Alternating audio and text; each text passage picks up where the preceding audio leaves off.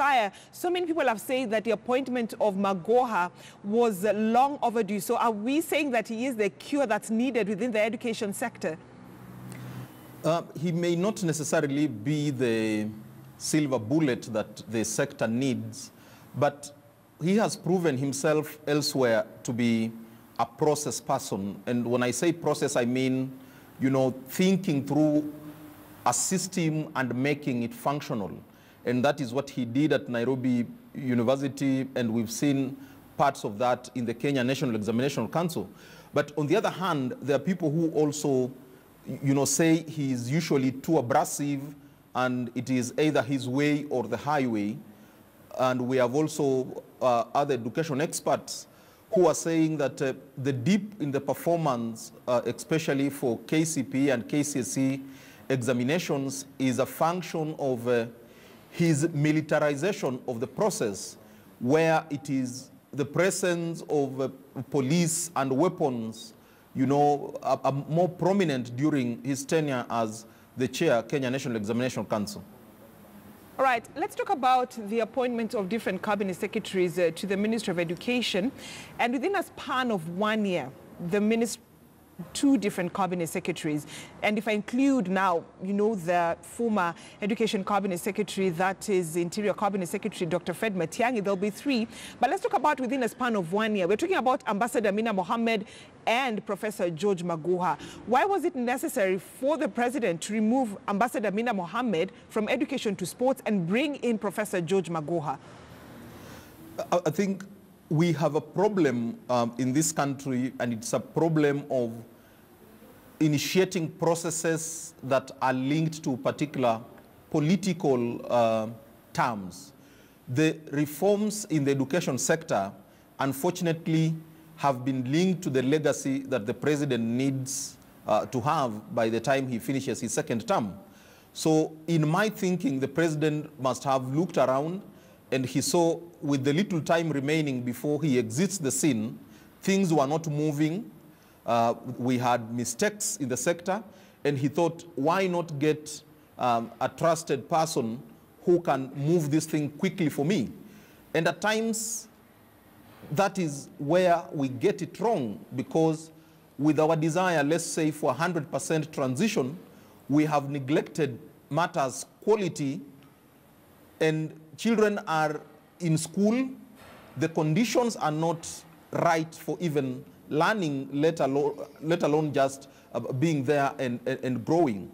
Young people need good space, young people need private space, but as it is, we have schools where children are sharing beds, we have children who are, you know, sleeping in some funny corridors and spaces. Schools that were, you know, shining and had a tradition are now losing the tradition. If you look at Precious Blood Kilungi, for a very long time, they had only 2 streams. It is the first time that they are having 4 streams. The teachers there and the management is grappling on how do we deal with these things.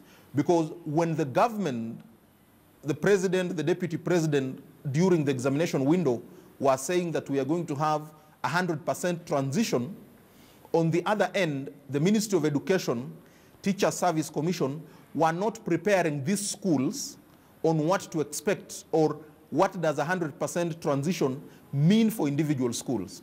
So we have schools like Mangu that are having lessons on the verandas of their classrooms. So, Isaiah, allow me to bring in this conversation because, you know, he had his predecessors in that ministry. There's Interior Cabinet CS, Dr. Fred Matiang'i, there's Ambassador Mwanahamid, and all these 2 former cabinet secretaries had a dream for that ministry. So how realistic will this be for Professor George Magoha? Because it comes in at a time when there's a lot of talks when it comes to digital learning. That is yet to be implemented 6 years down the lane after Jubilee administration gave that promise to school-going children. Then we have the new curriculum. We have education matters in terms of exams to see there's transparency. So how will he achieve all this? Yet some of his predecessors were yet to achieve all this before they were transferred. We started having a very serious problem in the Ministry of Education during Professor Kaimenyi's time. Professor Kaimenyi made people believe that he was tough talking, but he realized a lot of motion without movement, and very little was done. And you remember it was during his time that the digital learning project was initiated. 6 years, as you say, down the line, 70 billion lost. We cannot see where the head or tail of that project is. It was ill-conceived. There is no policy, there is no structure behind it. It was a matter of hit and miss in the dark. Then come in Ambassador Mwanahamid, and when she came in, she looked like she knew what she wanted.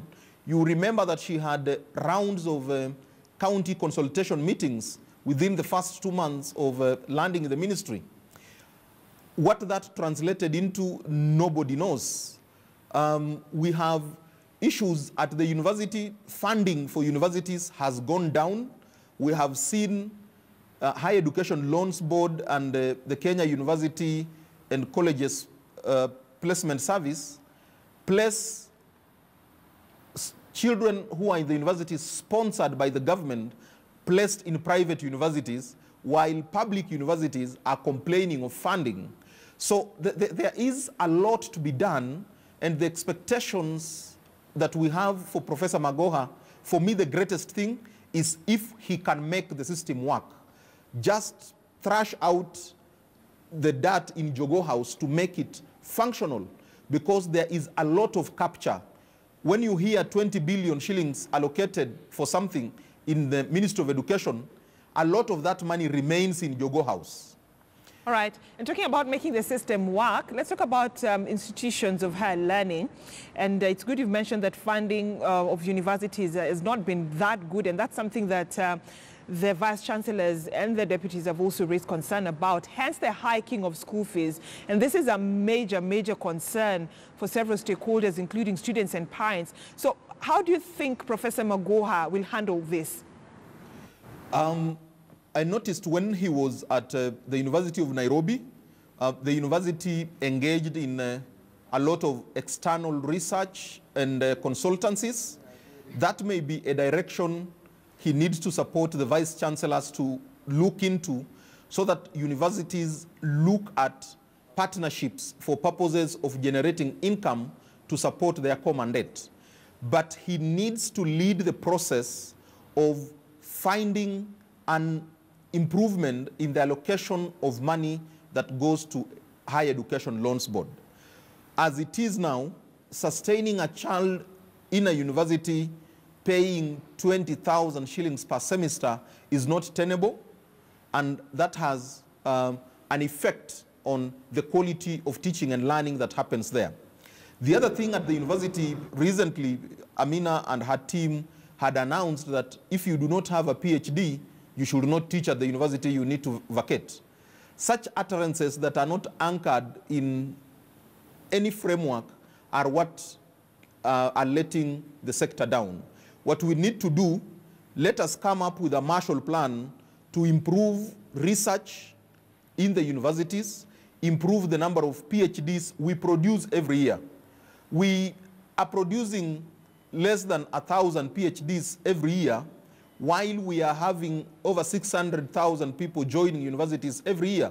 So we need to triple our efforts in the training and support for our lecturers, so that they obtain higher qualification for them to be able to manage quality education at the higher level. So are we looking, Wasaya, are you trying to say that we're looking at a situation whereby Professor Magoha might actually, overturn some of the announcements that were made by his predecessors, that is Ambassador Mwanahamid, because even when Ambassador Mwanahamid took over the Ministry of Education, when Matiang'i left, Matiang'i said the new curriculum is right on course. You're talking about the digital learning. But when Ambassador Mwanahamid came in, she said, we are still far from achieving that new curriculum and, of course, that digital learning.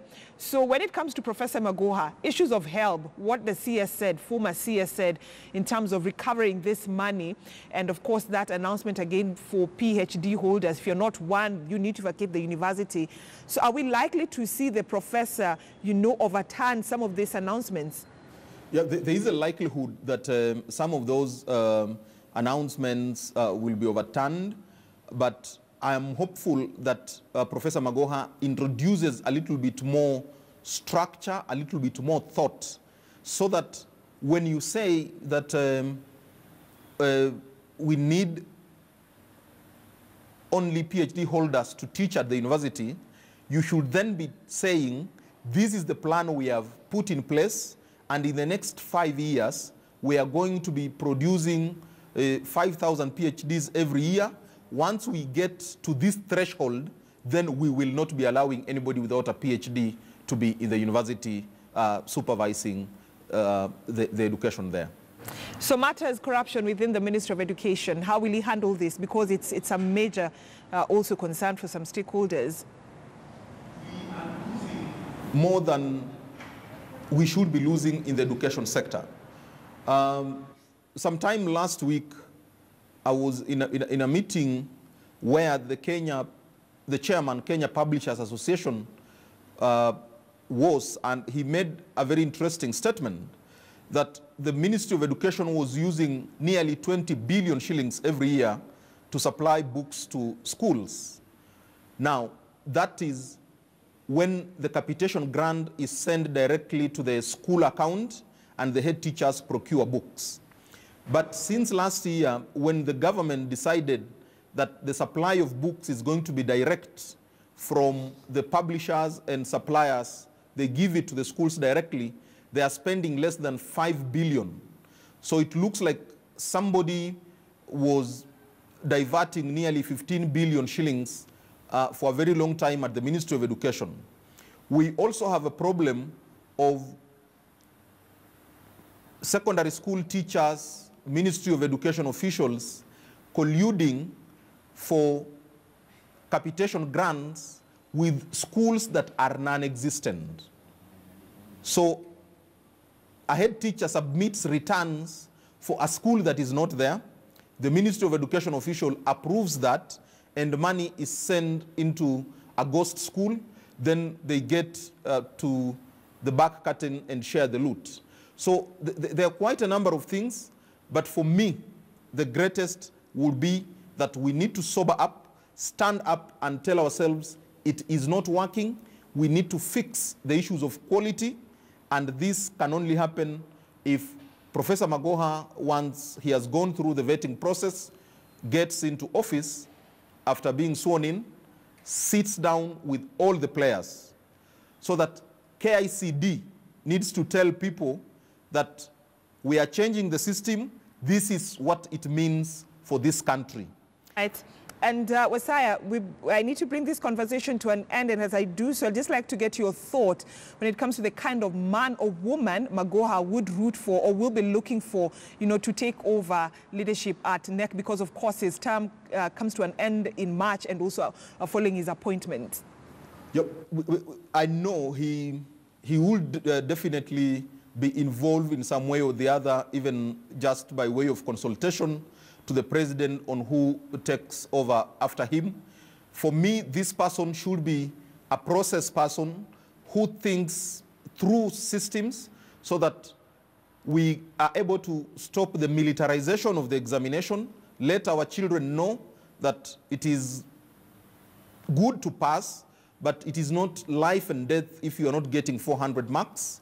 Let examinations be a practice in the education system that is not do or die, because we are putting too much pressure on our children, on our teachers, in the households and in school for 400 marks and above, so that children go to national schools.